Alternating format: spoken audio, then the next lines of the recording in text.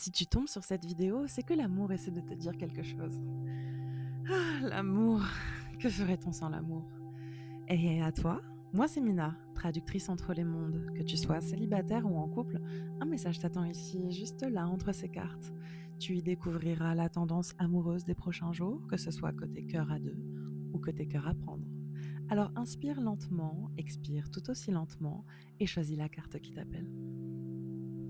Si tu as choisi la carte 1, vol-perte, une déception ou une trahison peut être à prévoir. Peut-être y a-t-il eu des mensonges et une perte de confiance s'en est suivie.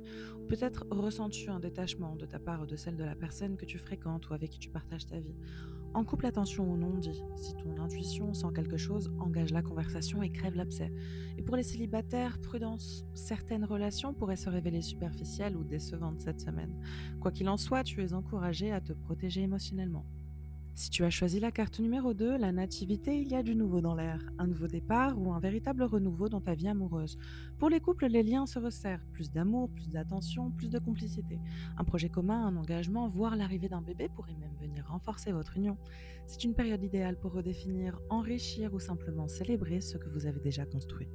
Et pour mes amis célibataires, cette carte annonce une belle ouverture du cœur, une rencontre prometteuse, une période propice pour découvrir de nouvelles personnes ou simplement pour te laisser toucher à nouveau par l'amour.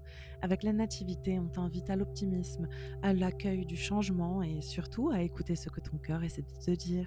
Alors cette semaine, laisse-toi guider, il sait déjà où elle est. Si tu as choisi la carte numéro 3, le procès, quelques tensions sont à prévoir. Un désaccord, un conflit ou simplement une période où tout semble sujet à dispute. Les échanges pourraient vite dégénérer, alors prends ton mal en patience. En couple, une séparation n'est pas impossible si aucun terrain d'entente n'est trouvé.